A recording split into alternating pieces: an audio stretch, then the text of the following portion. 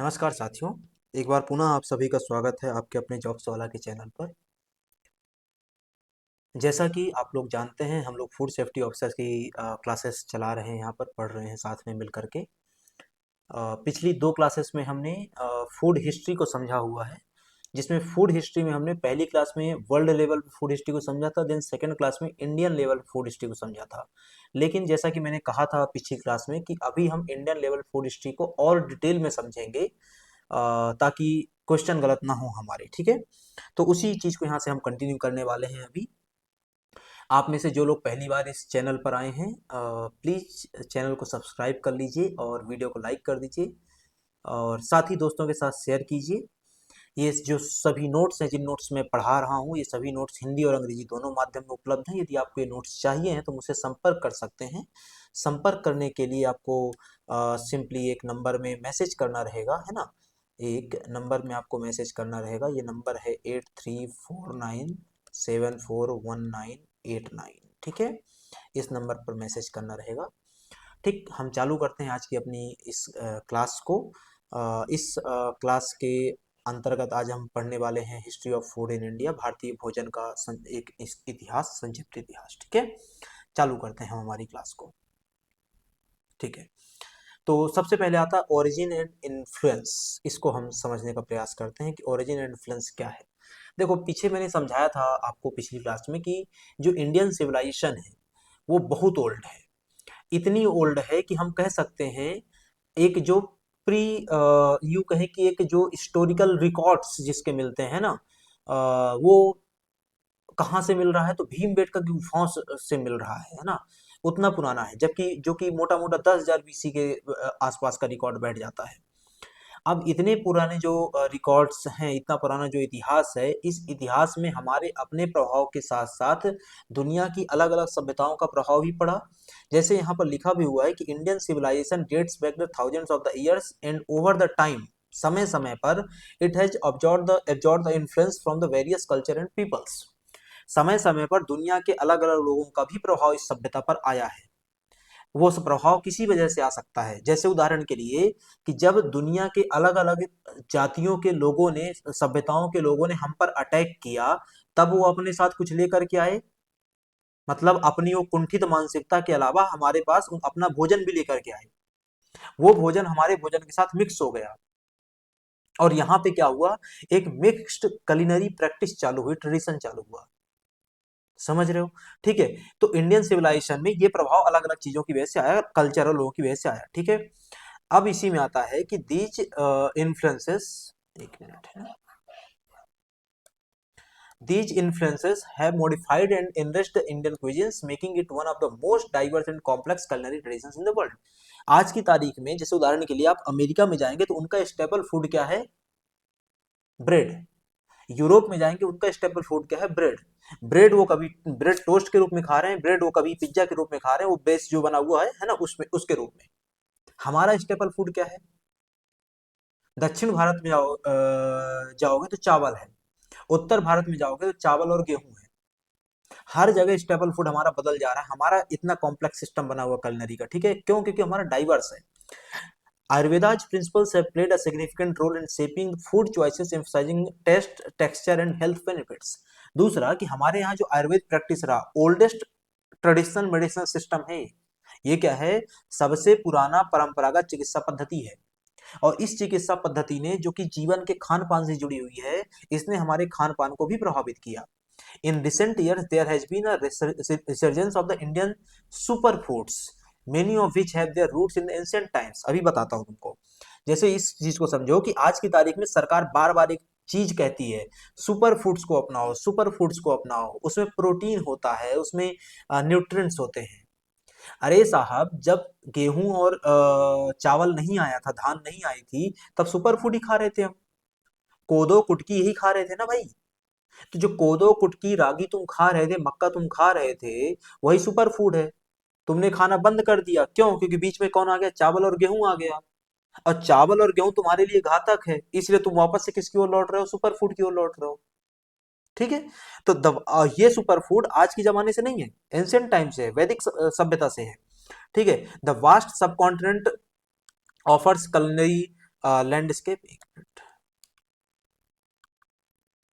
ठीक है, culinary landscape where food varies by region and state even city, है ना। तो हमारे यहाँ पर फूड जो है, खाना जो है हमारा, एक राज्य, एक क्षेत्र, एक जिला, हर जगह क्या हो जाता है, बदल जाता है। जैसे उदाहरण के लिए कि आप मध्य प्रदेश के ही अपने बंदे बुघेलखंड में जाएंगे तो अलग प्रकार का भोजन मिलेगा, बुंदेलखंड में जाएंगे तो अलग प्रकार का मिलेगा, मालवा में जाएंगे तो अलग प्रकार का मिलेगा, ठीक है। जैसा कि मैंने पीछे भी कहीं बताया कि आप पीछे पिछली क्लास में बताया था कि भाई आप दाल बाटी सिर्फ मालवा में पाते हैं, बुंदेलखंड बघेलखंड में नहीं मिलती दाल बाटी, ठीक है। लेकिन बुंदेलखंड बघेलखंड में चलने वाले जो खाद्य पदार्थ हैं वो मालवा में नहीं मिलेंगे, ठीक है। While Indian cuisine is marked by its extensive use of spices, it is the complex process of preparation that makes the food unique, ठीक है। तो हमारा जो खाद्यान्न है, हमारा जो वो है खाद्यान्न है, वो बहुत ज़्यादा डाइवर्स है, और वो डाइवर्स सिर्फ ग्रेन्स को लेकर के नहीं है, वो डाइवर्स टेस्ट में भी है और डाइवर्स प्रिपरेशन में भी है, ठीक है। तो इस चीज़ को आपको ध्यान में रखना है। अब आता है भारतीय व्यंजन पर वैश्विक प्रभाव क्या रहा। तो भारतीय व्यंजन पर वैश्विक प्रभाव बहुत सारे स्तरों में निकल करके आएगा। पीछे की क्लास में हमने इसको थोड़ा सा डिस्कस किया था कि यूनानी, चीनी, अरब, यूरोपी सब अपना अपना प्रभाव लेकर के यहाँ पे आएंगे, है ना। कोई यहाँ पे तवा लेकर के आया, कोई तंदूर लेकर के आया, कोई भट्टी लेकर के आया, कोई कढ़ाई लेकर के आ गया। ऐसे हजारों वर्षों से सब चीजें यहाँ पर आती चली गई और हम उनको अपनाते चले गए, हम उनको अपने इसमें अपनाते चले गए, ठीक है। अब आता है इसी चीज में कि इंडियन जो क्विजीन है, इंडियन जो भोजन है, खाद्यान्न है, वो 6 प्रकार के फंडामेंटल टेस्ट रखता है। कौन कौन से टेस्ट होते हैं हमारे खाने में? मीठा हो गया, स्वीट, ठीक है। इसके अलावा सॉल्टी हो सकता है, कैसा हो सकता है? सॉल्टी हो सकता है, लवणी हो सकता है, ठीक है। इसके अलावा बिटर हो सकता है, तिक्त, है ना। इसके अलावा अम्लीय हो सकता है, सोर। इसके अलावा एस्ट्रिंजेंट, कसाय, है ना। और क्या हो सकता है? पंजेंट, कटु। हमारे खाने में 6 प्रकार के टेस्ट होते हैं। हमारे खाने में कितने प्रकार के टेस्ट होते हैं? 6 प्रकार के। कौन कौन से? मीठा, कटु, कड़वा कह देते हो कई बार, तुम क्या कह देते हो? कड़वा। इसके अलावा क्या हो गया? सॉल्टी, लवणीय, ठीक है। और क्या हो गया? अम्लीय, सोर, ठीक है। इसके अलावा क्या हो गया? एस्ट्रिंजेंट, कसाय। और क्या हो जाता है? तिक्त, बिटर, ठीक है। तो ये 6 प्रकार के हमारे यहाँ पे क्या पाए जाते हैं? टेस्ट या फ्लेवर्स पाए जाते हैं ना। क्या पाए जाते हैं? टेस्ट या फ्लेवर्स पाए जाते हैं। तो unlike western European cuisines which aims to harmonize flavors, Indian food often combines opposing flavors, creating negative food pairings, ठीक है। तो हमारा जो खाद्यान्न पदार्थ है, हमारे जो खाद्यान्न पदार्थ है, इस चीज को समझना है। थोड़ा सा पेन में प्रॉब्लम है, सॉरी, ठीक है। इस चीज को थोड़ा समझना है कि जो वेस्टर्न कल्चर है ना, जो वेस्टर्न कल्चर है वो करता क्या है? वेस्टर्न कल्चर क्या करता है कि उनके जो खाद्यान्न है, खाद्यान्न में जो अलग अलग प्रकार के टेस्ट हैं उनको मिलाते नहीं है। वो सबको क्या करते रखना चाहते हैं? हार्मोनाइज करके, एक समान बना करके रखना चाहते हैं, ठीक है। तो पश्चिमी यूरोपीय क्या है, सभ्यता के लोग खाद्यान्न को, स्वाद को क्या करते हैं? संतुलन पे ध्यान देते हैं। हमारे यहाँ संतुलन पे ध्यान नहीं देते हैं। तुम्हारी थाली कभी उठा करके देखो, एक ही थाली में, या फिर तुम जब किसी की शादी में जाते हो तब तुम खुद को ऑब्जर्व करना कितने स्वाद ले रहे हो। तुम एक कोने पे क्या लगा हुआ है? फुल्की का ठेला लगा हुआ है, तुम उसको भी, फुल्की भी थोड़ा चख के आ गए, ठीक है। फिर तुम घूमते घूमते थोड़ा सा चले गए तो वहां पे क्या मिल गया तुमको? टोमेटो सूप मिल गया, टोमेटो सूप भी थोड़ा सा पी लिया, ठीक है। फिर थोड़ा सा वहां से घूमते घूमते चले गए तो सांभर मिल गया, ठीक है। तो इडली सांभर है, डोसा जो कुछ मिल जाएगा तो उसको भी तुमने लपक लिया, है ना। फिर तुम थोड़ा सा आगे आगे बढ़ गए तो वहां पे क्या मिल गया? जलेबी रबड़ी मिल गई, मीठा हो गया। हर प्रकार का स्वाद है तुम्हारी थाली में, यूरोपियन सिस्टम में ऐसा नहीं है, ठीक है। इस परस्पर क्रिया के कारण, मतलब हमारे यहाँ पे क्या हो गया है, जो खाद्यान्नों को इस प्रकार से मिलाने की जो निगेटिव फूड पेयरिंग जो बनाई जाती है ना, इससे होता क्या है? हमको अनेकों प्रकार के स्वाद अनुभव देखने को मिलते हैं ना। इससे क्या होता है? हमको अनेकों प्रकार के स्वाद अनुभव देखने को मिलते हैं। इस कारण भारत में लगभग 200 प्रकार के यूनिक इंग्रेडिएंट्स का उपयोग देखने को मिलता है, ठीक है। यहाँ तक की बात। अब आता है एंशियंट फूड प्रैक्टिसेस, जिसमें प्री इस्लामिक और प्री यूरोपियन एरा को हम देखेंगे, है ना। प्री इस्लामिक और प्री यूरोपियन एरा के तहत हमको क्या है? तो for this historical exploration we focus on the period spanning 8 to 10,000 years. 8 से 10,000 साल के टाइम पीरियड को हमको देखना होता है, before the arrival of the Islam and European influence in Indian soil. समझ रहे हो कहाँ की हम बात कर रहे हैं? कि भारतीय जगत में, भारतीय धरती पर इस्लाम और यूरोपियंस के आने के पहले का 10,000 साल का कालखंड हमको देखना पड़ेगा कि उस समय क्या चीजें चल रही थी। Despite the foreign admixtures, admixture का मतलब होता है फॉरेन लोगों के साथ आने वाला स्वाद और खाना हमारे यहाँ के साथ मिक्स हो गया, तो वो जो बना उसको हमने क्या बोल दिया, एडमिक्सचर। वो लेके कौन आया था, फॉरेनर्स, इसलिए क्या बन गया वो फॉरेन एडमिक्सचर। ठीक है। The underlying principles of Indian cuisines have remained largely unchanged. उनके आने के बावजूद भी हमारा जो एक यूनिकनेस बना हुआ था भारतीय व्यंजनों का स्वाद का, वो अभी भी बना हुआ है, एज इट इज बना हुआ है। ठीक है, लगभग अपरिवर्तित है। ठीक है। अब अर्ली ह्यूमन डाइट क्या थी उसको समझोगे, है ना। अभी हमने यहाँ पे कहा ना भाई, हमने क्या बोला कि इसमें हमको देखना क्या पड़ेगा, तो लगभग 8 से 10 हजार साल का इतिहास देखना है। 8 से 10 हजार साल का इतिहास कब का? ये इस्लाम, इस्लाम और यूरोप के आने के पहले का। इस्लाम कब आया, 8वीं शताब्दी में। यूरोपियंस कब आए यहाँ पर, 18वीं शताब्दी में। तो मतलब 8वीं शताब्दी के पहले के से अब तक का हमको देखना है, 8वीं, है ना। तो सबसे पहले हम बात करेंगे अर्ली ह्यूमन डाइट क्या था। तो during the pre historic era humans relied on hunting and gathering of the substances. Substances मतलब क्या, एनिमल्स। तो हम जानवरों को क्या करेंगे, पकड़ेंगे, जानवरों को मारेंगे, जानवरों को खाएंगे, पकाएंगे और खाएंगे, यही चल रहा था भाई। हंटिंग गैदरिंग क्या होता है, हंटिंग गैदरिंग। ठीक है। Evidences from stone tools and animal remains suggest that the people hunted a wide range of animals. शुरुआती चरण में हमको इसके साक्ष्य मिलते हैं कहां से, जैसे उदाहरण के लिए मान लो आदमगढ़ है होशंगाबाद में। आदमगढ़ से हमको साक्ष्य मिलते हैं, आदमगढ़ से हमको साक्ष्य मिलते हैं इस बात के, किसके मोनोलिथ के, काय के, मोनोलिथ के। मोनोलिथिक फैक्ट्री मिलती है वहां से, क्या मिलती है, मोनोलिथिक फैक्ट्री मिलती है। उस मोनोलिथिक फैक्ट्री से हमको साक्ष्य मिलते हैं कि जो स्टोन्स थे, जो पत्थर थे, वो किसी हथियार के रूप में के आकार के हैं, और उन हथियारों का उपयोग किया जाता था जानवरों को मारने के लिए। इतना पुराना हमारा क्या है, इतिहास है खाने का। ठीक है। Cave painting at Bhimbetka depict scenes of the hunting animal such as deer, bison, gaur, tiger, rhinoceros. अब वापस से कि वही जानवर ना हंट करोगे जो तुमको वहां तुम्हारे क्षेत्र में होगा, तुम वही जानवर हंट करोगे, शिकार करोगे जो तुम्हारे क्षेत्र में होगा। अब भीम बेटका के लोग जो पेंटिंग बना के गए हैं, वो पेंटिंग आज भी है। उन पेंटिंग में जाकर के देखोगे तो वो तीर वो लेकर के, है ना, और पत्थर वगैरह लेकर के क्या कर रहे हैं, जानवर का शिकार कर रहे हैं। कौन कौन से जानवर उसमें दिखाए गए हैं, हिरण हो गया, बाइसन हो गया, गौर हो गया, है ना, टाइगर, राइनोसेरस, जिराफ, ऑस्ट्रिच, शुतुरमुर्ग, इन सब का शिकार करते दिखाया गया है। Some of which are no longer exist in Indian soil even. जैसे उदाहरण के लिए जिराफ आज की तारीख में यहाँ पर इंडियन सॉइल में पाया ही नहीं जा रहा लगभग। ठीक है।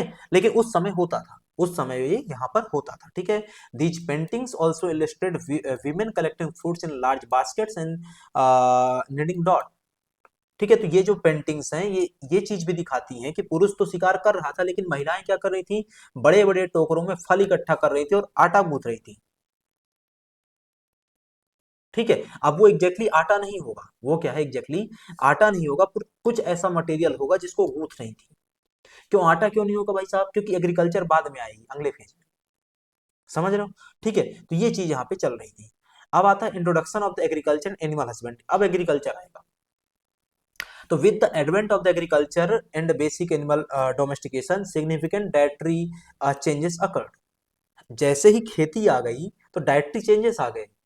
क्यों चेंजेस आ गए भाई, तुम्हारे पास खेती नहीं थी, तुम जानवर खा रहे थे, तुम्हारे पास खेती आ गई, तुमने जानवर खाना बंद कर दिया, बात खत्म।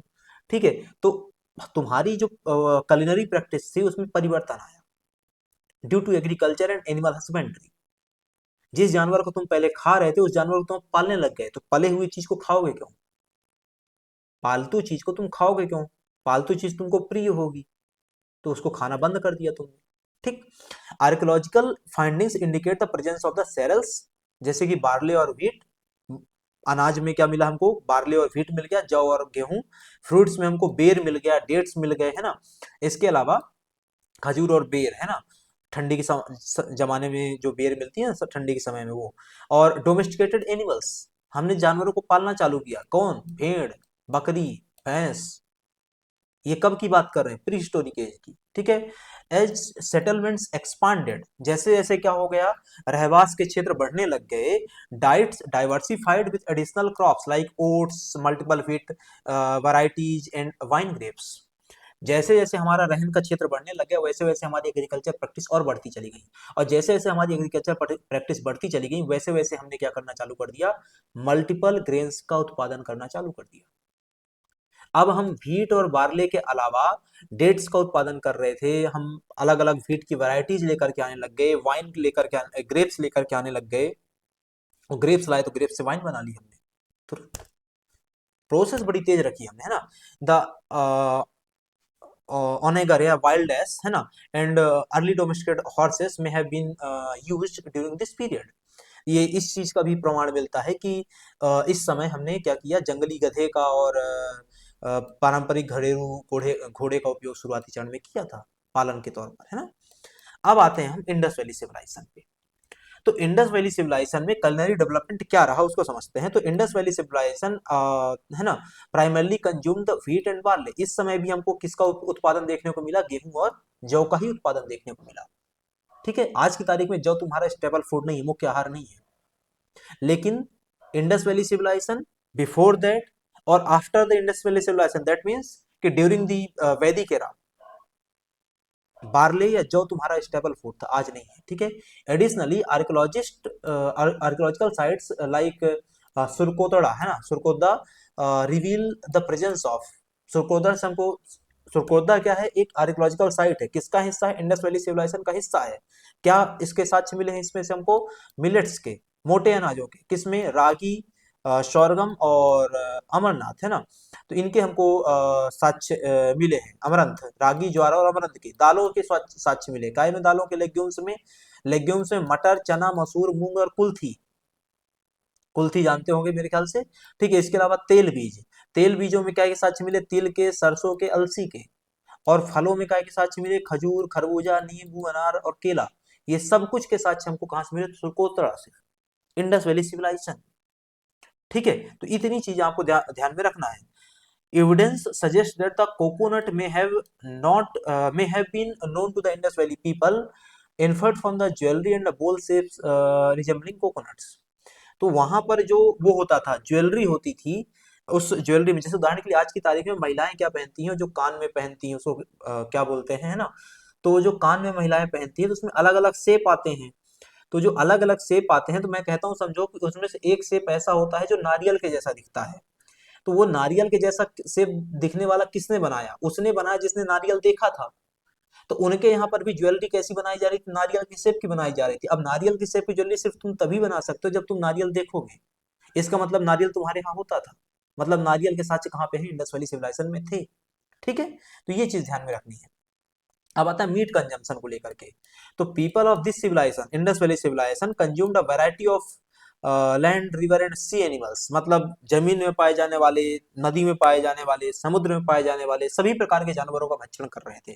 ठीक है, interestingly the Indian jungle fall, है ना, भारतीय जंगल जो फॉल रहता था, which was domesticated during this time, is the ancestor of the all modern domestic poultry. तो वर्तमान समय में जितना भी हम घरेलू मुर्गियों का पालन कर रहे हैं, उन सब घरेलू मुर्गियों का पालन का क्षेत्र का जो पितामह है, वो कौन माना जाता है, इंडियन जंगल फॉल माना जाता है, जो कि इस समय डोमेस्टिकेट किया गया था। आगे चल करके मुर्गी का पालन होने लग गया, बतख पालन होने लग गया। ये सब पढ़ना है तुमको, मुर्गी पालन, बतख पालन तुम्हारे सिलेबस में दिया, पढ़ेंगे, टकरी और पोल्ट्री, है ना। तो ये हुआ। अब आता है agriculture advancement and irrigation. Agriculture आ गई पहले, अब एडवांसमेंट कैसे आया इसमें, इसको समझो। तो the Indus civilization had advanced agriculture techniques. कैसी, प्लाउइंग, बोले प्लाउइंग क्या है, तो भाई हल चलाना, है ना। तो clay models of a plough have been discovered. ठीक है, मिट्टी के बने हलों का वहां से क्या हुआ है, उत्खनन हुआ है। इंडस वैली सिविलाइजेशन के अलग अलग साइट्स से हमको क्या मिले हैं, मिट्टी के बने हुए हल मिले हैं। इसको कह सकते हैं हम टेराकोटा के हल मिले हैं। काय के हल मिले भाई, इसको लिख देते हैं, टेराकोटा के हल मिले हैं, है ना। काय के हल मिले हैं, टेराकोटा के हल मिले हैं। अब ये टेराकोटा के जो हल मिले, इससे प्रमाण मिलता है कि वो लोग खेती करना में, हल जुताई करना जानते थे। ठीक है, कालीबंगा जो कि राजस्थान में है। ठीक है, discover and the earliest non ploughing field shows furrows arranging way still used in Rajasthan today. ठीक है, तो राजस्थान में आज भी उसका प्रयोग हो रहा है, उस समय की चीजों का, उस समय की बातों का। ठीक है,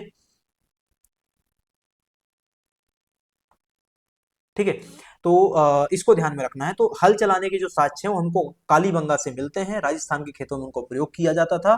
इसके अलावा नालीदार या फरोड हल के निशान भी हमको वहां पे मिलते हैं। ठीक है, नालीदार हल क्या होता है इसको समझ लो। हल यदि तुमने देखा हो तो हल का मतलब होता है जुताई करना, और नालीदार हल का मतलब होता है कि नालीदार हल से क्या होता है, एक समझो ये हल है, यहाँ पे एक क्या बना रहेगा, जहां पे उसका मेटल लगा रहता है, मिट्टी में जाने वाला हिस्सा, उसके पास में एक नाली बनी होती है, यहाँ से अनाज डालते हो, जैसे जैसे वो प्लाऊ आगे बढ़ता है वैसे वैसे साथ में क्या होता जाता है, बीज भी गिरता जाता है। ये टेक्निक आज भी चलती है, ये टेक्निक आज भी चलती है, छोटे छोटे किसान आज भी प्रयोग करते हैं। और इसी टेक्निक को ट्रैक्टरों में सील्ड डिल के रूप में उपयोग कर लिया गया है ना, सील्ड डिल के रूप में उपयोग किया जाता है। ठीक, सिंचाई तो बोले इंडस वैली में कैसे आया, तो पानी की आपूर्ति बाढ़ सिंचाई और मौसमी वर्षा से की जाती थी। पुरातत्व विधियों को मिट्टी के जलपात्र मिले हैं जो संभवतः वैदिक काल के अश्म चक्र या रघट्टा जल चक्र के समान क्या है निकासी में प्रयोग होते थे।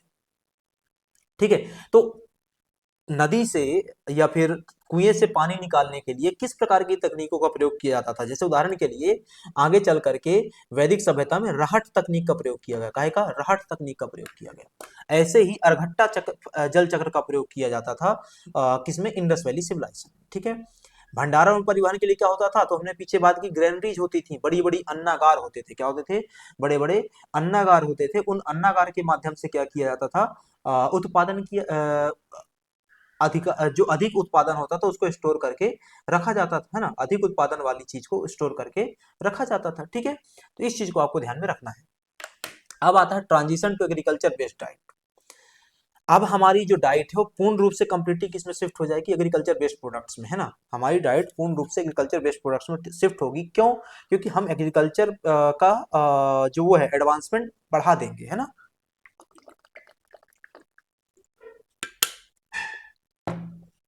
तो during the post Harappan period agriculture become the primary source of the food, है ना, एग्रीकल्चर हमारा क्या हो गया, प्राइमरी सोर्स ऑफ फूड हो गया। पहले प्राइमरी सोर्स ऑफ फूड क्या था, हंटिंग गैदरिंग। पहले प्राइमरी सोर्स ऑफ फूड क्या था, हंटिंग गैदरिंग। पहले का मतलब प्री हिस्टोरिक एरा में, भीमबेटका। आगे चल करके हमारा प्राइमरी सोर्स क्या हो गया फूड का, हंटरिंग गैदरिंग प्लस एग्रीकल्चर, मतलब थोड़ा बहुत जानवर भी मारेंगे, थोड़ा बहुत खेती वाला भी खा लेंगे। अब क्या हो जाएगा, सिर्फ और सिर्फ एग्रीकल्चर। शिफ्ट हो रहे हैं हम, लगातार क्या हो रहे हैं, शिफ्ट हो रहे हैं, है ना। तो cultivated, irrigated and even fertilized fields provided dietary staples, barley, rice and wheat remained the fundamental grains, while legumes like urad हो गया, मसूर हो गया, है ना, मूंग हो गया, गेंद प्रोमिनेंस। तो हम जब एग्रीकल्चर प्रैक्टिसेस की ओर बढ़ने लग गए तो हमने क्या करना चालू कर दिया, जौ, चावल और गेहूं जिसका उत्पादन पहले से हो रहा था वो तो उत्पादित कर ही रहे थे, अब हमने उसके साथ में क्या करना चालू कर दिया, मूंग का, उड़द का, मसूर का, इन सब का भी उत्पादन चालू कर दिया। तो मतलब हम लेग्यूम्स क्रॉप्स भी लेकर के आ गए और हम सेरल्स भी लेकर के आ गए। सेरल्स तो हमारे पास पहले से थी, कौन सी सेरल्स, व्हीट, बार्ले, राइस, उसके साथ हम क्या लेकर के आ गए, लेग्यूम्स लेकर के आ गए, जैसे कि उदाहरण के लिए मूंग, मसूर और उड़द। ठीक है, इसके अलावा सब्जियां हो गई, काली मिर्च हो गया, अंगूर हो गया, गन्ना हो गया, ये सब भी क्या है, नदी के किनारे उगना चालू हो गया, उगाना चालू कर दिया, तो ये सब भी निकल करके आ गया। ठीक है, अब आता है कि origins and continuity of the food की फूड ग्रेन्स, कि अब जो चीजें उस समय उत्पादित की गई वो आज भी कंटिन्यूएशन में है। जैसे उदाहरण के लिए सबसे पहले क्या आता है, बार्ले। अब बार्ले को वैदिक काल में किस नाम से जानते थे, यव। बार्ले को वैदिक काल में किस नाम से जानते थे, यव के नाम से, है ना, तो इसको ध्यान में रखना है, यव। इसको हिंदी में लिखना चाहें तो ऐसे लिखिएगा, यव। ठीक है, यव। तो earliest evidence found in the middle east, है ना, यव के जो शुरुआती साक्ष्य हैं वैश्विक स्तर पे हम बात करें तो यव के या जावा के या जव के या बार्ले की जो शुरुआती साक्ष्य वो मिडिल ईस्ट से मिलते हैं। लेकिन हमारे यहाँ पे हम बात करें तो हड़प्पन सिविलाइजेशन से ही देखने को मिल जाता है। In India traces dating back over 8000 years have been discovered in Mehrgarh, Kalibangan, Mohenjodaro और चहुंदड़ो। बार्ले के उत्पादन के, जौ के उत्पादन के जो साक्ष्य हैं शुरुआती चरण में दुनिया में मिडिल ईस्ट से मिलते हैं, लेकिन भारत में 8000 साल पुराने इतिहास कहाँ से मिलते हैं, मेहरगढ़ से मिलते हैं जो कि पाकिस्तान में है, कालीबंगा से मिलते हैं राजस्थान में है, मोहनजोदड़ो से मिलते हैं और चहुंदड़ो से मिलते हैं। ठीक है, यहाँ से ये साक्ष्य देखने को मिलते हैं। ठीक है, ये सभी के सभी चारों के चारों क्या है, इंडस वैली सिविलाइजेशन की साइट्स हैं। ठीक है, from the Rigveda barley was the primary staple grain, however its importance declined over the time. इस चीज को हमने पहले भी बताया भाई, है ना, कि शुरुआती चरण में जो हमारा स्टेपल फूड था वो बार्ले था, आगे चल करके बार्ले प्लस व्हीट हो गया, आगे चल करके व्हीट और राइस हो गया, अब आगे चल करके ये सब भी खत्म हो जाएगा और क्या आ जाएगा उसकी जगह पे, सुपर फूड आ जाएगा। लेकिन ये सुपर फूड आने तक में अभी 50-60 साल तो लग ही जाएंगे, ठीक है। तो from the Rigveda to 500 BCE barley was the primary staple grain, however its importance declined over the time. क्यों? क्योंकि नई फसलें मार्केट में आ चुकी थी, ठीक है। तो ये जौ का इतिहास था। अब आता है व्हीट, गेहूं का इतिहास। तो originated in the middle east, first discovered in Mehrgarh, spread to the several Indus Saraswati towns, four ancient wheat varieties have persisted in India over the 3500 years, ठीक है। तो ये प्राइमरली तौर पे कहें तो इसके साक्ष्य कहाँ से मिलते हैं? मेहरगढ़ से, है ना। गेहूं के जो प्राथमिक साक्ष्य कहाँ से मिलते हैं? मेहरगढ़ से मिलते हैं, इंडस वैली सिविलाइजेशन के टाउन से मिलते हैं, है ना। और 3500 साल के इतिहास में, 3500 सालों के इतिहास में 4 प्रकार की वैरायटी शुरुआती चरण में देखने को मिलती हैं। आज की तारीख में जेनेटिक इंजीनियरिंग की मदद से और संकर किस्मों की प्रयोग की वजह से बहुत सारी वैरायटी आ गई गेहूं की, लेकिन शुरुआती साक्ष्य कितने के हैं? 4 के हैं, ठीक है। तो ये चीज ध्यान में रखनी है आपको। इसके बाद आता है राइस, ओरिजा सटाइवा। ओरिजा सटाइवा उसका साइंटिफिक नेम होता है, ठीक है। ये प्राइमरली इस भारत में ही नेटिव रहा है, यहीं पर पाया जाता था। Thought to derive from the Munda word jam. इस शब्द का, राइस शब्द का उत्पन्न कहाँ से हुआ? तो जोम शब्द से हुआ है, लेटर इवॉल्विंग इनटू अ चावल, है ना। तो जोम शब्द ही आगे चल करके क्या, मुंडा क्या है? भाषा है। मुंडा एक जाति भी है, मुंडा एक भाषा भी है। कॉलेरियन फैमिली, किस फैमिली की है? कॉलेरियन फैमिली की एक मुंडा भाषा है। उस भाषा में एक शब्द होता है जोम, जिसका मतलब होता है टू ईट। क्या ईट? चावल ईट, है ना। वही जोम आगे चल के क्या बन गया? चावल बन गया। Physical evidence of the terraced rice fields in Kashmir dates back to 10,000 BC। तो इसके 10,000 साल पुराने इतिहास हैं। द संस्कृत वर्ड वरीसी या rice influence the Tamil word arisi which later evolve into the English word rice, ठीक है। तो ये शब्द की उत्पत्ति हमने समझा इसमें कि मुंडा भाषा में एक शब्द होता था, है ना, जॉम, जिस आगे चल कर क्या बन गया? चावल बन गया।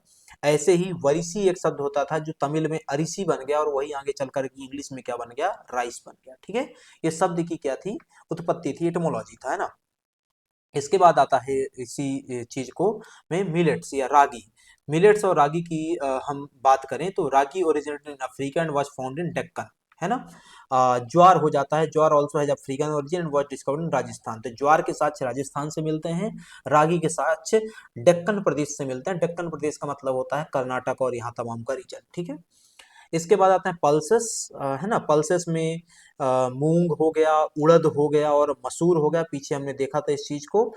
जो मसूर होता है जिसको लेंटिल कहते हैं, लाइकली ओरिजिनेटेड इन टर्की और ईरान। ईरान का पुराना नाम क्या है? तो ईरान का पुराना नाम पर्सिया है। क्या है? पर्सिया है। तो ये वहां से क्या हुआ? ओरिजिनेट हुआ, उसके वहां के साक्ष्य क्या है देखने को मिलते हैं, ठीक है। इसके बाद आ जाता है इसी में गुंजा बीज, है ना। यहाँ गांजा नहीं बोल रहे हैं, गुंजा बोल रहे हैं भाई, है ना। अभी हम क्या देखने वाले हैं इसको समझ लो। टॉपिक क्या है हमारा यहाँ पर, कि एंशियंट टाइम में वेइंग सिस्टम कैसे यूज होता था। Use of the grains in weight and measures. Weight और मेजर के सिस्टम में, है ना, नाप तौल के सिस्टम में हम ग्रेन्स का उपयोग कैसे करते थे और किन का करते थे। तो एक सीड होता था गुंजा सीड्स, है ना। इसको यदि मैं इसको आपको सर्च करके दिखाऊं तो गुंजा सीड्स, है ना। मेरे ख्याल शायद कभी आपने देखा होगा इनको।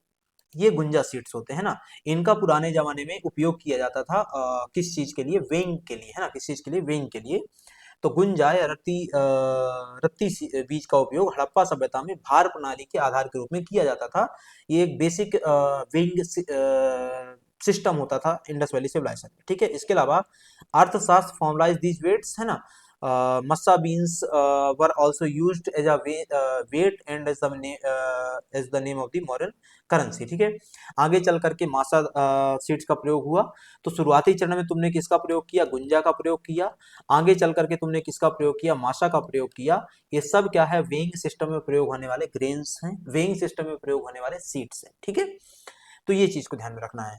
इसी प्रकार से अर्थशास्त्र में हमने एक वेइंग प्रणाली फॉर्मलाइज करी।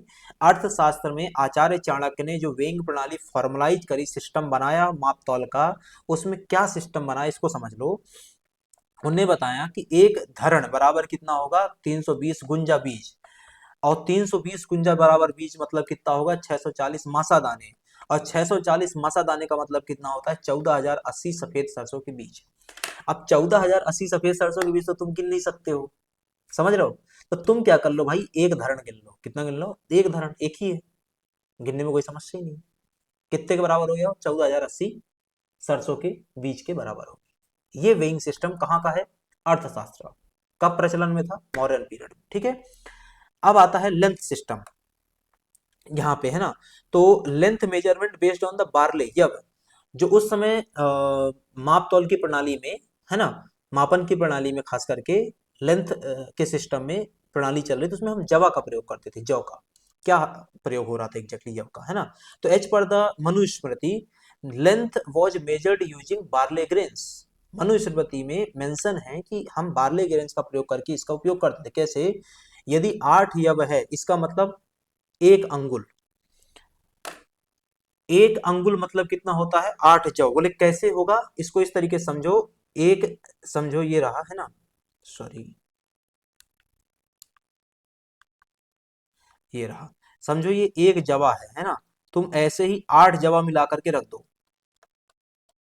ये कितना बन गया, एक अंगुल बन गया, समझ रहे हो, फिंगर विड्थ। एक अंगुल मतलब एक अंगुल, है ना, तो ये हो गया। ऐसे ही 24 अंगुल मतलब कितना होगा, एक हस्त, एक हाथ, ठीक है। इसके अलावा 4 हाथ बराबर क्या होगा, एक दंड, ठीक है। और 1,000 दंड बराबर क्या होगा, एक क्रोस, और 4 क्रोस बराबर कितना होगा, एक योजन।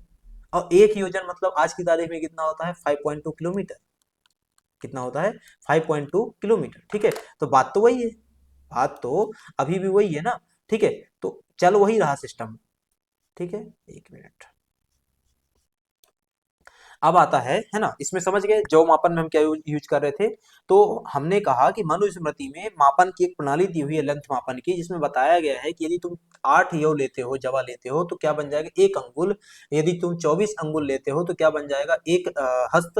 और यदि 4 हस्त लेते हो तो एक दंड बन जाएगा। और यदि 1,000 दंड लेते हो तो एक क्रोस बन जाएगा। और यदि 4 क्रोस लेते हो तो एक योजन बन जाएगा। और यदि एक योजन लेते हो तो इसका मतलब वर्तमान समय में कितना होता है, 5.2 किलोमीटर, ठीक है।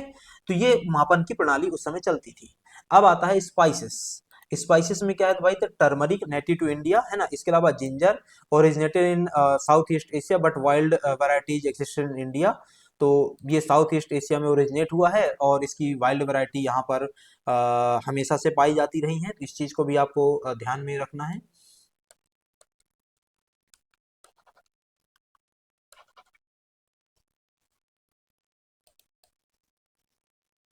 एक मिनट ना, थोड़ा सा पेन में प्रॉब्लम।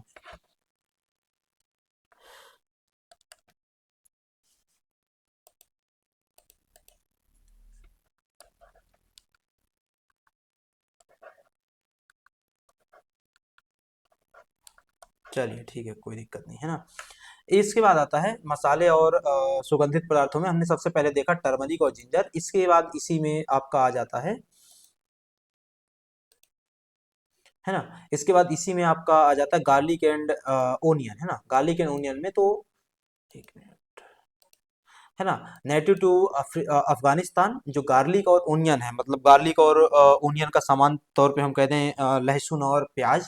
तो हमने इसको पीछे देखा था पिछली क्लास में, जब हम पढ़ रहे थे ओल्ड वर्ल्ड वेजिटेबल्स और new world vegetables under the topic of Columbian exchange, ठीक है। तो हमने उसमें देखा था कि जो प्याज और लहसुन है वो पर्सिया में पाई जाती थी। कहाँ पाई जाती थी, पर्सिया में। पर्सिया का मतलब होता है मॉडर्न डे ईरान और लगभग थोड़ा बहुत अफगानिस्तान, ठीक है। तो वहां पर ये गार्लिक और ओनियन पाया जाता था। और सीधी सी बात है, वो वहां से यहाँ आना बड़ी बात नहीं है, ठीक है। तो ये उस समय का यहाँ पे क्या है, प्रचलन देखने को मिलता है, ठीक। इसके बाद इसी में आ जाता है food preparation and cooking method. Food preparation और कुकिंग मेथड में यदि आप जाएंगे हड़प्पन कुकिंग टेक्निक को लेकर के, तो सबसे पहले जो मेथड यूज की जाती थी वो था ग्राइंडिंग स्टोन्स। क्या यूज किया जाता था, grinding stones use for pounding grace, ठीक है। तो ये जो ग्राइंडिंग स्टोन्स यूज किए जाते थे आज की तारीख में, आप उसको कह सकते हैं कि सिलवट्टा, काय का, सिलवट्टे का यूज किया जाता था उस समय पर। ग्राइंडिंग स्टोन के एग्जैक्टली मतलब क्या हुआ, तो एक पटिया हो गई या उसमें एक क्या हो गया, घिसने वाला हो गया, उसमें जैसे चटनी बनाते थे आप वो तरीका हो गया, है ना।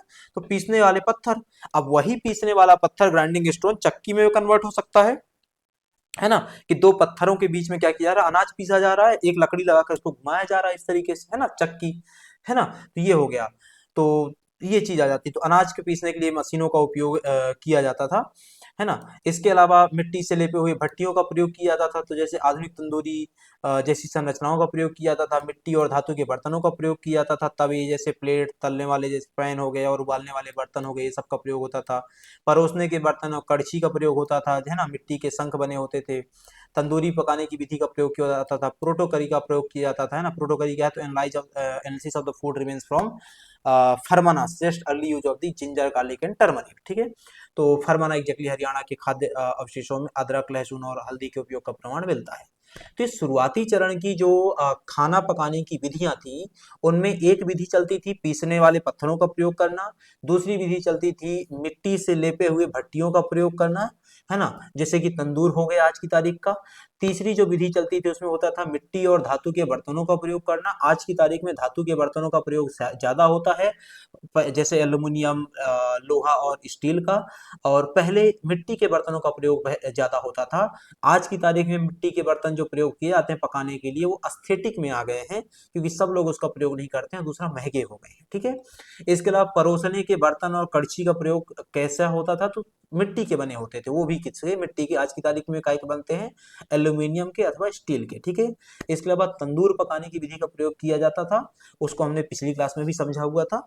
और प्रोटोकरी मेथड का प्रयोग किया जाता था, ठीक है। तो ये मेथड्स पकाने की विधियों के तौर पे क्या है, प्राइमरली वाइडली प्रचलित पाए जाते थे। इसके बाद इसी में आ जाता है वैदिक काल का भोजन और पाक शैली किस प्रकार की थी, उसको अब समझते हैं।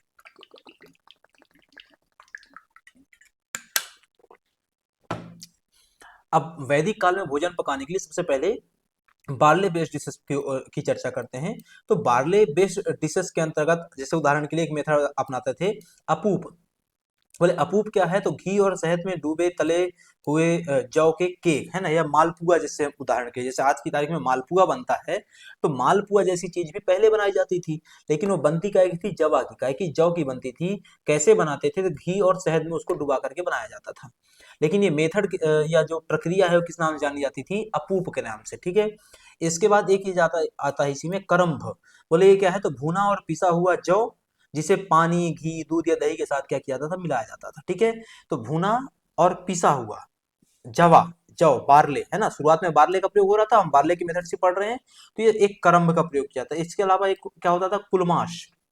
बोले कुलमाश क्या है, तो mash of beans cooked with the gur या jaggery and oil similar to the today's ghughri, है ना।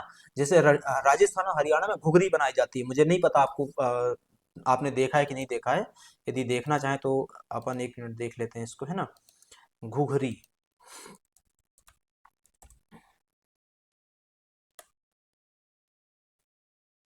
ठीक है, ये एग्जैक्टली क्या है, घुघरी है ना। तो ये जो घुघरी बनाई की जो रेसिपी उस समय प्रयोग की जाती थी, वो मतलब आज जो प्रयोग की जाती है वो भी उस समय क्या है, प्रचलन में पाई जाती थी, ठीक है। तो गुड़ और तेल के साथ पकाई गई मासा की जो दाल होती थी, उसको आज की तारीख के हम घुघरी से कंपेयर कर सकते हैं, तो उस चीज का भी प्रयोग देखने को मिलता था, जो कि सब कुछ काय का बना है, बार्ले का।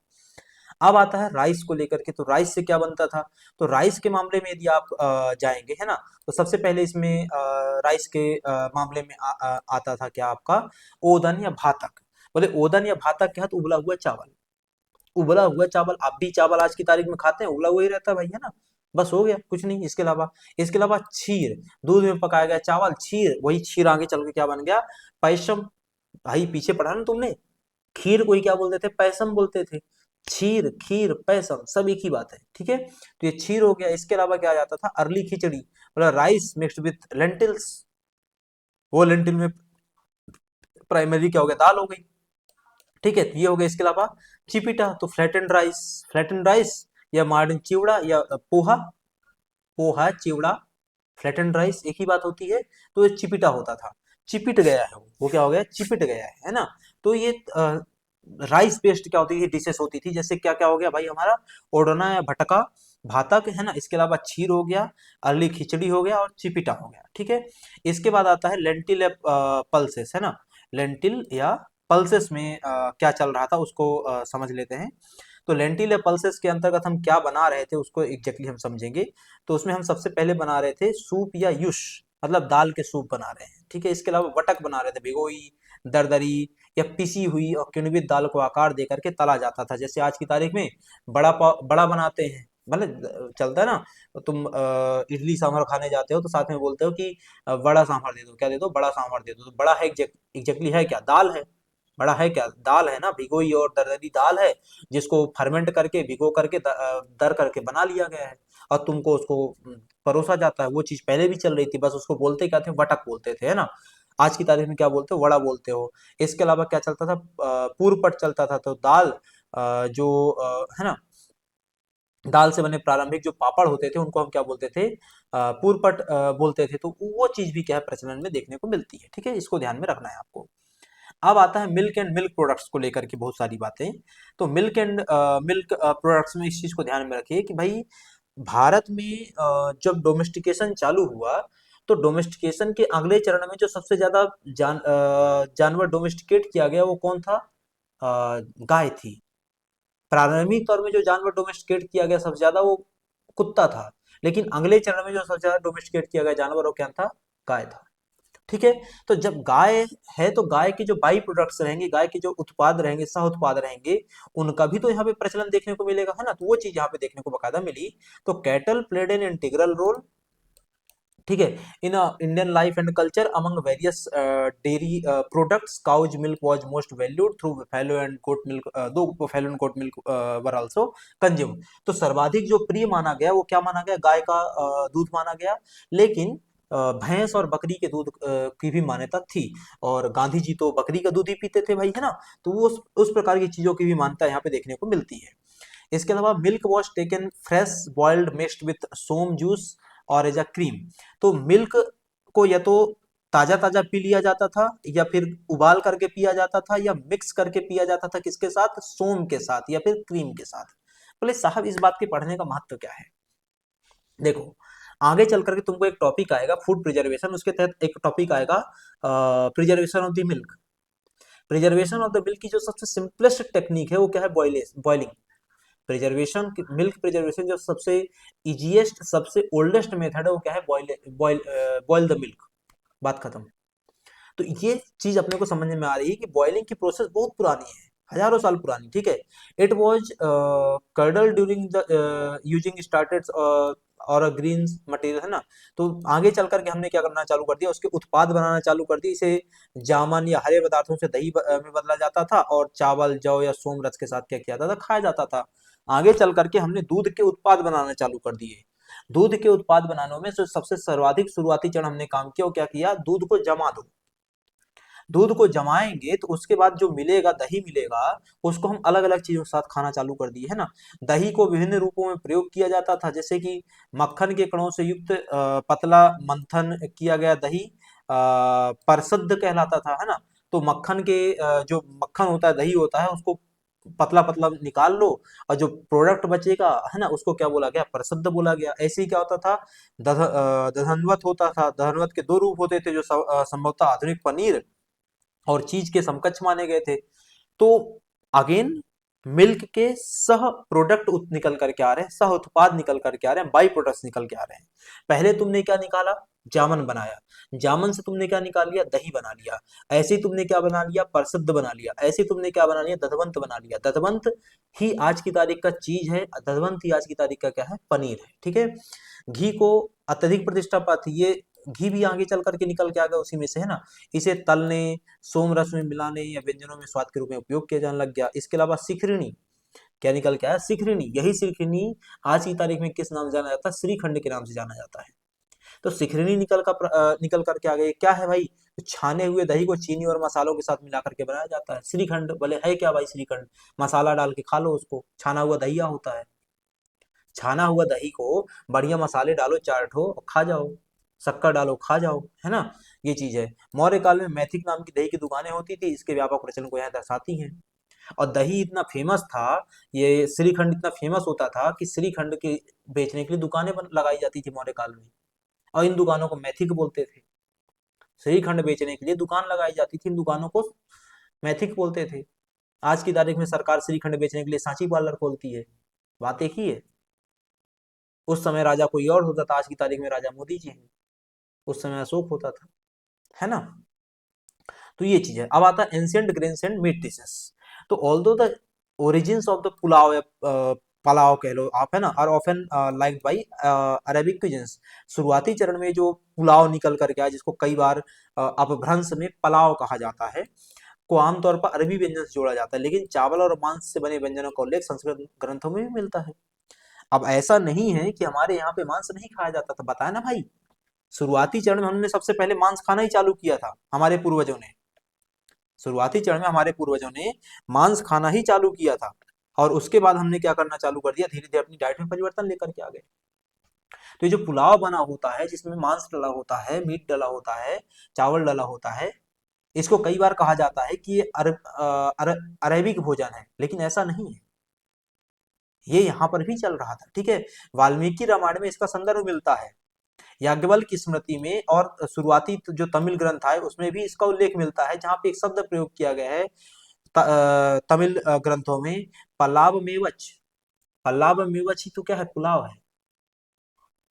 तो पल्लाव मेवच जो तमिल ग्रंथों में लिखा हुआ है, वही चीज वाल्मीकि रामायण में लिखी हुई है, वही चीज आपके याज्ञवल्क्य की स्मृति में लिखी हुई है, और वो चीज चली आ रही है।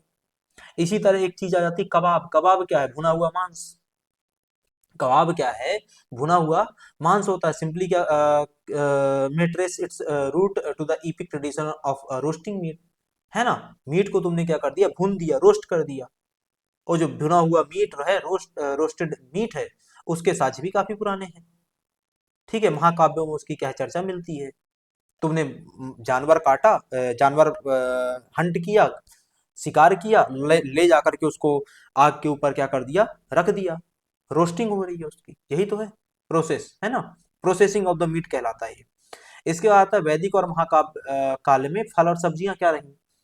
तो फल और सब्जियां वैदिक काल में व्यापक रूप से प्रसिद्ध थी। सबसे पुराने ज्ञात फलों में खजूर, बेल और बेर शामिल थे। हमने पढ़ा कि भीम बेटका में जो फलों की चर्चा मिलती है, उसमें दो ही फल थे, एक बेर था और दूसरा डेट था। क्या था, बेर था और डेट था। आगे चल करके और फल आए, जैसे इसमें अभी हमने क्या पढ़ा कि एक बेल भी आ गई, क्या आ गया, बेल आ गया। बेर, बेल और खजूर है। आम जो भारत का मूल फल है का उल्लेख ऋग्वेद में क्या मिला, सह। यह सहकार के रूप से हुआ है। आम का जो पुराना नाम है वो सह है, उसी को सहकार कहते हैं, जो ऋग्वैदिक ग्रंथों में क्या है, उल्लेखित है। कहाँ पे उल्लेखित है, ऋग्वैदिक ग्रंथों में। शतपथ ब्राह्मण और जैमिनी उपनिषद में उल्लेखित अन्य फलों में आंवला, अंजीर, जामुन, नारियल, केला, कटहल, ताड़, तेंदू, अंगूर, फालसा, करौंदा, इंगुड़ी, इन सब का उल्लेख मिलता है ना। इन सब का क्या है, उल्लेख मिलता है शतपथ ब्राह्मण में और जैमिनी उपनिषद में। किनका किनका, आंवला, फिग, जामुन, coconut, banana, jackfruit, palm, तेंदू, ग्रेप्स, फालसा, करौंदा और इंगुड़ी। दो ग्रंथों में, कौन कौन से, जैमिनी उपनिषद और दूसरा शतपथ ब्राह्मण, ठीक है। इसके अलावा ऋग्वेद में कमल का तना और खीरा, खीरे को क्या नाम दिया गया है, उर्वारुक। Cucumber, cucumber old world order में हमने पढ़ा था, है ना। जब हमने सब्जियां पढ़ी थी, न्यू वर्ल्ड वेजिटेबल्स और ओल्ड वर्ल्ड वेजिटेबल जब हमने पढ़ा, तो ओल्ड वर्ल्ड वेजिटेबल हमने खीरा पढ़ा था। खीरा को ऋग्वेद में मेंशन किया गया है उर्वारुक के नाम से, ठीक है। तो ये ध्यान में रखना। इसके बाद कमल की जड़, लौकी और सिंघाड़े का वर्णन मिलता है। मेथी, महुआ के फूल और मधुगा या मुदुगा, है ना, के जैसे स्वाद बनाने वाले पदार्थ भी प्रसिद्ध थे। बौद्ध और जैन ग्रंथों में रतालू आज की तारीख में भी मिलता है। याम, पालक और अन्य पत्तेदार साग का उल्लेख मिलता है ना। भोपाल मेले में जाएंगे तो रतालू की दुकानें लगी होती हैं। बढ़िया रतालू की जड़ें काटी जाती हैं, तेल में डाली जाती हैं और बढ़िया मसाला लगा करके, उसमें चाट का मसाला लगा करके खिलाया जाता है। वो हजारों साल से चला आ रहा है, ठीक है। इसके अलावा कौटिल्य और पाणिनि ने अपने ग्रंथों में विभिन्न सब्जियों की सूची दी है, जबकि वाल्मीकि रामायण में कई प्रकार की वनस्पतियों का भी वर्णन देखने को मिलता है ना। इंगुड़ी फल का विशेष महत्व था, क्योंकि श्री राम ने अपने वनवास के दौरान अपने पिता के पिंडदान में इसका उपयोग किया था। तो ये फल का भी वहां पे मेंशन आता है, ठीक है। तो ये ध्यान में रखना है आपको। अब आता है cooking oils and there uses. कौन कौन सी कुकिंग ऑयल प्रयोग किए जा रहे थे, उनका उपयोग क्या होता था, है ना। तो घी या घृत गाय से बना लिया था हमने, गाय के उत्पाद से ही हमने बना लिया था। And vegetable oils like सेसम oil, है ना, mustard oil were used for frying. तो हम वहां पे तिल का तेल और सरसों के तेल का प्रयोग कर रहे थे, और इसके साथ में हम किसका प्रयोग कर रहे थे, घी का प्रयोग भी कर रहे थे। सेसम ऑयल को हम क्या बोलते थे, तेल बोलते थे या तैल कहते थे। और धीरे धीरे सभी वनस्पति तेलों के लिए हमने एक शब्द का प्रयोग कर लिया, वो क्या है, तैल। तो शुरुआती चरण में सिर्फ सीसम ऑयल को ही, तिल के तेल को ही तैल कहा जाता था, तेल कहा जाता था। लेकिन आगे चल करके तेल क्या बन गया, एक सभी प्रकार के ऑयल्स के लिए एक कॉमन शब्द बन गया तेल, और तिल का तेल अलग हो गया। वैसे ही जैसे तुम कोलगेट कह देते हो, कोलगेट मतलब क्या है, हाँ, लेकिन कोलगेट एक अलग कंपनी है, तो एक कॉमन उसमें आ गया। प्रसिद्ध चिकित्सक सुश्रुत और चरक ने तले हुए खाद्य पदार्थों की अधिक सेवन से बचने की सलाह दी है। क्यों? क्योंकि उनमें फैट होता है। तेलों में क्या होता है, बहुत ज्यादा फैट होता है। और फैट खाओगे तो तुम्हारे यहाँ पे क्या हो जाएगा भाई, लाइपोप्रोटीन की संख्या बढ़ेगी। तो लिपिड की संख्या एक्चुअली बढ़ेगी, लिपिड की संख्या बढ़ेगी, है ना। हाई डेंसिटी लाइपोप्रोटीन की संख्या बढ़ेगी। लोड तो उससे होगा क्या, कार्डियोवैस्कुलर डिजीज होंगी। बोले मना कर दो, मत खाओ, है ना। ये चीज शुरुआती चरण में बता दी गई थी। इसके बाद आता है salt, from rarely to monopoly. मतलब सॉल्ट जो पहले कभी यूज ही नहीं किया जाता था, वो आज की तारीख में हमारे खाने के हर हिस्से में आ चुका है। हमारा कोई भी खाना ऐसा नहीं है जहां पे ना पहुंचा हो, हर जगह आ चुका है, स्वीट वाला छोड़ करके, है ना। अब तो स्वीट में भी आने लग गया है। Salt was rare in early Vedic period but later obtained from natural sources such as the rocks, rivers, seas and lakes. आज की तारीख में कहाँ बनता है, तो समुद्र के किनारे बनाया जाता है। तो ये रॉक से मिल सकता है, जैसे रॉक सॉल्ट आता है, क्या आता है, रॉक सॉल्ट आता है, मार्केट में जाओगे तो मिल जाएगा, सीधा नमक है। ठीक है, तो ये सब चीजें आ जाती हैं। तो ड्यूरिंग द मौर्यन एरा, शुरुआती चरण हम नमक का उपयोग नहीं करते थे, लेकिन आगे चल के इसका उपयोग बढ़ गया। During the Mauryan era it was a state controlled commodity. नमक एक स्टेट कंट्रोल कमोडिटी सिर्फ मॉडर्न एरा में नहीं थी, नमक state control commodity British era में भी थी। ब्रिटिशर्स ने नमक को कंट्रोल करके नमक पे कानून लगा दिया, टैक्स लगा दिया।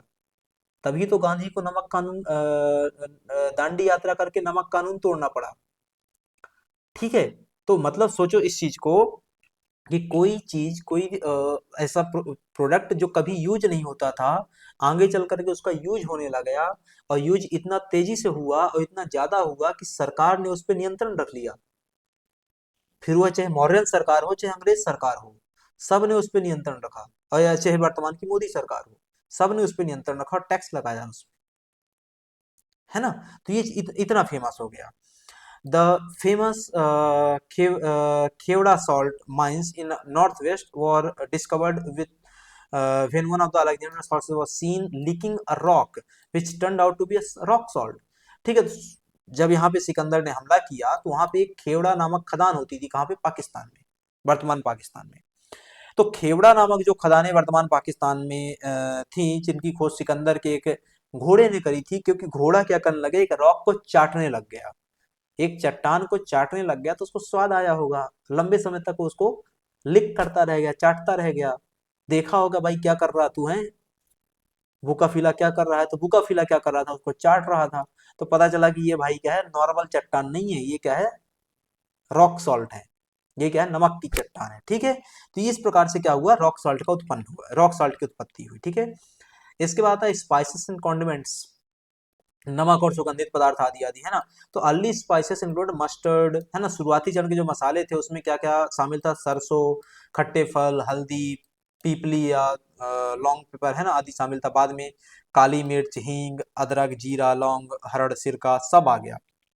महाकाव्य काल में धनिया, इलायची, दालचीनी, है ना, कार्डमम एग्जैक्टली, है ना, इलायची कार्डमम है, और सिनामन क्या है, दालचीनी है, जो आपके किचन में रखी होगी अभी, है ना, स्पाइक नट या जायफल हो गया, नटमेग, घृत कुमारी हो गया, एलोवेरा हो गया, आदि आदि, है ना। ये सब उस समय क्या है, महाकाव्य काल में उभर करके आ गए। ठीक है, तो ये चीज निकल करके आती है। इसके बाद आता है sweet foods and sugar products को लेकर के क्या बात आई, तो Honey was the earliest sweetener. Honey, शहद, क्या पाया जाता है, फ्रक्टोज, हनी या शहद में क्या पाया जाता है, फ्रक्टोज पाया जाता है। तो ये फ्रक्टोज शुरुआती चरण में क्या है, उभर करके आया है ना, ये जो फ्रक्टोज है ये शुरुआती चरण में उभर करके आया। ठीक, समझ में? ठीक है। Followed by sugar cane it's derivative. शुरुआती चरण में मिष्ठान के लिए हम शहद का प्रयोग कर रहे थे, आगे चल करके हमने मिष्ठान के लिए शकरकंद का प्रयोग सॉरी गन्ने का प्रयोग करना चालू कर दिया। और सोचो कि उसी गन्ने से जिसको तुम मिष्ठान के तौर पर प्रयोग कर रहे थे, उसी गन्ने से तुमने आगे चल कर क्या बना लिया, गुड़ बना लिया। और उसी गन्ने से आगे चल करके तुमने क्या बना लिया, सफेद गुड़ बना लिया, जिसको शक्कर कहते हो। दोनों एक चीज से निकलते हैं ना, गन्ने से शक्कर और गुड़ दोनों गन्ने से निकलते हैं, है ना। तो एक पीला निकाल लिया और एक क्या निकाल लिया, सफेद निकाल लिया। ठीक। इसके बाद आता है सरकरा। वही अभी जो बात कर रहा था ना, सरकरा या modern sugar was indigenous sugar product used in a variety of sweets, traditional sweets included. कौन कौन से, अब इस शक्कर की वजह से मदद से हम क्या बना रहे थे, बहुत सारे डेजर्ट्स बना रहे थे। क्या क्या डेजर्ट्स बना रहे थे हम, उदाहरण के लिए तौर पे बात करें, मंडक या मांडे, मंडक या मांडे बना रहे थे। पूरण पोली, क्या बना रहे थे, पूरण पोली। कहाँ मेंशन है पूरण पोली, तमिल टेक्स्ट में मेंशन है। एंशियंट तमिल टेक्स्ट में पूर्णपोली का उल्लेख किया गया है, जो कि आज की तारीख में महाराष्ट्र और कर्नाटक रीजन में क्या है, बहुत ज्यादा फेमस है पूर्णपोली। ठीक है। दूसरा क्या जाता है, गुलाल वड़िया। गुलाल वड़िया क्या है, तो छोटी फूली हुई पूड़ियां जो बाद में गोल पापड़ी जैसी हो गई, शेप बदलता गया समय के साथ उनका। इसके अलावा हैपुण्य है ना, हैपुण्य क्या है, तो आधुनिक घेवर का प्रारंभिक रूप है। बोले घेवर क्या होता है साहब, मेरे ख्याल से आपने देखा होगा, है ना, घेवर, ये आपने देखा होगा, ये घेवर होता है ना, ये एग्जैक्टली घेवर ऐसे बनता है। ये इसकी स्टेजेस है ना, जैसे यहाँ पे यदि आप देखें, ये इसकी स्टेजेस हैं। पहली स्टेज एग्जैक्टली पहली स्टेज ये होती है, फिर ये फाइनल स्टेज। ठीक है। ये घेवर का शुरुआती रूप क्या था, है पुण्य। ठीक है। इसके अलावा पायस या खीर, पैसम, उसी के लिए शब्द प्रयोग किया गया, पैसम, पायस, क्षीर और खीर सब एक ही है।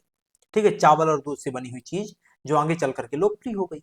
आज की तारीख में शर्मा जी बेचते हैं 40 रुपए का एक कटोरी, मजा नहीं आता, फिर भी फेमस। ठीक है। अब आता है philosophy of food, nutrition spiritual significance क्या है इस चीज का। तो उपनिषदों में उल्लेख है कि मनुष्य का भोजन मनुष्य भोजन के सार से बना है और यह जीवन का विकास के लिए आवश्यक है। हमारा जो अस्तित्व है वो भोजन पर ही टिका हुआ है। भोजन खत्म तो हम खत्म।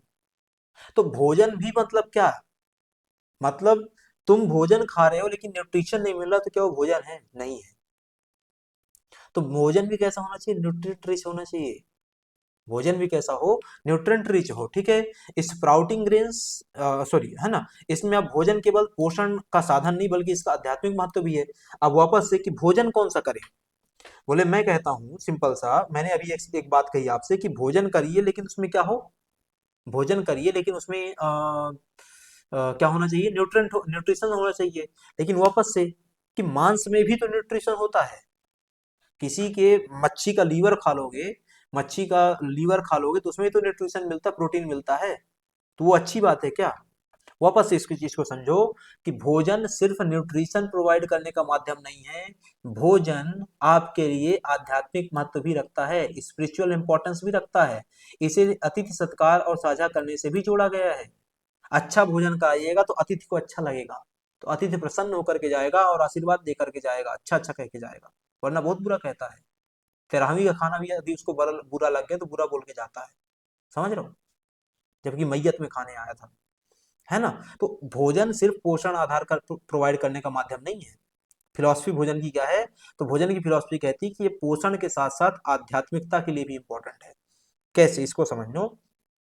तो प्राचीन भारतीय आहार परंपराओं में कुछ आधुनिक विज्ञान में भी मान्यताएं हैं, जो पहले भी चलता था और आज भी चलता है। क्या बात चलती है, जैसा अनाज को भूनना और फुलाना, मतलब पाचन को आसान बनाता है। हम नहीं पता कि तुम्हारे यहाँ पे क्या चल रहा है आज की तारीख में, मेरे गांव में आज भी दाल को पहले क्या किया जाता है, भूजा जाता है और फिर पकाया जाता है। बोले दाल भूजने का मतलब क्या है, क्योंकि पची हुई दाल, भुनी हुई दाल पाचन में आसान होती है। तो भोजन ऐसा करो जो पाचन में क्या हो, आसान हो। ठीक। दूसरा, अंकुरित अनाज का सेवन, बोले क्यों, तो विटामिन और आयरन की उपलब्धता। बोले स्प्राउट्स खाते हैं। बोले साहब सुबह सुबह क्या है बढ़िया, करिया चना सोयाबीन, मूंगफली, मूंग, ये मोठ दाल, ये सब बढ़िया सुबह सुबह स्प्राउट्स के रूप में खा जाते हैं। बोले का मिलेगा साहब, उसमें से प्रोटीन मिलेगा, विटामिन मिलेगा, मिनरल मिलेगा। ठीक। इसके अलावा अचार बनाना, तो बोले ये अच्छा, ये जो दूसरा चीज है, पुराने जमाने में कैसे चलता, चबैना होता था, क्या होता था, चबैना, जो बघेलखंड बुंदेलखंड के लोग अभी देख रहे होंगे वो चबैना समझते होंगे। चबैना चलता था सुबह सुबह, है ना, तो चबैना क्या होता था, ये स्प्राउट्स होते थे।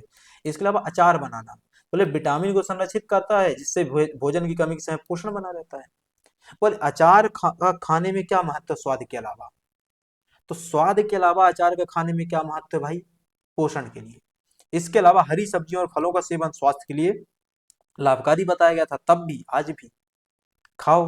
इसके अलावा प्रोटीन मिश्रण, बोले कैसे, तो अनाज और दालों का संयोजन, तब भी बोला गया, आज भी बोला जाता है। डॉक्टर बोलता है खाने में दाल को शामिल करो, प्रोटीन की गुणवत्ता बढ़ती है। खिचड़ी खाओ, खिचड़ी क्यों खाओ, खिचड़ी में चावल और दाल दोनों होता है। डोसा खाओ, है ना, चावल उसमें दाल हो गई, है ना। इडली, ढोकला, खमण, सब समझ रहे हो, ठीक है। तो ये चीज का पुराना इंपॉर्टेंस बताया गया। अब आता है स्वास्थ्य में आयुर्वेद की क्या भूमिका है। तो सुश्रुत और चरक जो लगभग 2700 वर्ष पूर्व लिख रहे थे ने आहार की स्वास्थ्य की आधारशिला बताया। यदि आपको स्वस्थ रहना है तो अच्छा भोजन करना होगा, यदि आपको स्वस्थ रहना है तो न्यूट्रिएंट फुल भोजन करना होगा, न्यूट्रिशनल भोजन करना होगा, ठीक है। आयुर्वेद 6 स्वादों वाला संतुलित आहार सुझाता है, ये हमने पीछे भी पढ़ा। कैसा, मीठा, खट्टा, नमकीन, कसैला, तीखा और कड़वा, ये पीछे हमने पढ़े 6 प्रकार के स्वाद। आज भी पारंपरिक विवाह भोज में इन 6 स्वादों का संतुलन देखा जाता है। जैसे पीछे मैंने बताया कि पीछे क्या किया गया, शादी वगैरह में, पीछे हमने डिस्कस किया कि शादी वगैरह में आप जब जाते हैं तो शादी में आप क्या करते हैं, एक कोने में जाते हैं और फुल्की का स्वाद लेते हैं, और फिर वहां से चलते हैं और दूसरे कोने में बीच में आपको टमाटर का सूप मिल जाता है, तो उसको भी थोड़ा सा, है ना, ले लेते हैं। वहां से थोड़ा सा आगे बढ़े, देखा डोसा बढ़िया है यार, धुआं मार रहा है ना, ले ही लेते हैं एक डोसा, ले लिया आप, 3 प्रकार का स्वाद हो गया। थोड़ा सा आगे गए और क्या तो बढ़िया एकदम जलेबी और रबड़ी मिल रही थी, हैं, तो उसको भी आपने थोड़ा सा बढ़िया एकदम ठीक। तो अब हुआ क्या, 4 प्रकार का स्वाद हो गया। इस प्रकार का विवाहों में, विवाह में आदि में, भोज आदि में 6 प्रकार के स्वाद रखे जाते थे, और आपके भोजन में भी ऐसा होना चाहिए, ठीक है। तो ये चीज आयुर्वेद में स्वास्थ्य और आहार के लेकर के बताई गई है। अब आता है आधुनिक पोषण में प्राचीन ज्ञान किस प्रकार से सम्मिलित है। तो भारतीय सुपर फूड का जो पुनर्जागरण हो रहा है वर्तमान समय में, उसका उल्लेख हमारे प्राचीन ग्रंथों में पहले से है। सुपर फूड मतलब क्या, मिलेट्स, मोटे अनाज, रागी, ज्वार, बाजरा, कोदो, कुटकी, यही तो है सुपर फूड, है ना।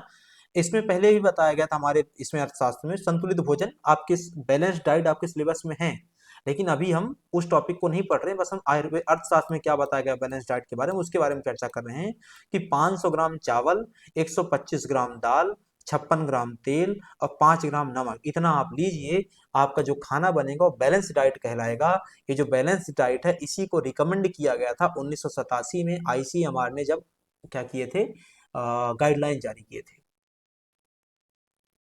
तो ये पूरा का पूरा कहानी क्या था, फूड के इतिहास को लेकर के था हमारे प्राचीन काल में। ये आज की हमारी क्लास थी जिसमें हमने पूरा डिस्कशन किया डिटेल में। बीच में कहीं पर थोड़ा सा पेन की वजह से प्रॉब्लम हुई थी, उसके लिए क्षमा चाहते हैं, उसको आगे सुधारेंगे। और आज की क्लास यहीं तक रहेगी। आप में से जो लोग यहाँ तक पहुँच पाए हैं पूरा देखते हुए, वो चैनल को सब्सक्राइब कर लीजिए, अच्छा लगा वीडियो तो सब्सक्राइब कर लीजिए, कमेंट करिए और साथ ही दोस्तों के साथ शेयर करिए। यदि आप में से किसी को नोट्स चाहिए हैं तो मुझसे संपर्क कर सकते हैं। आज की क्लास यहीं ख़त्म करते हैं, मिलेंगे अगली क्लास में, तब तक के लिए आप सभी का धन्यवाद।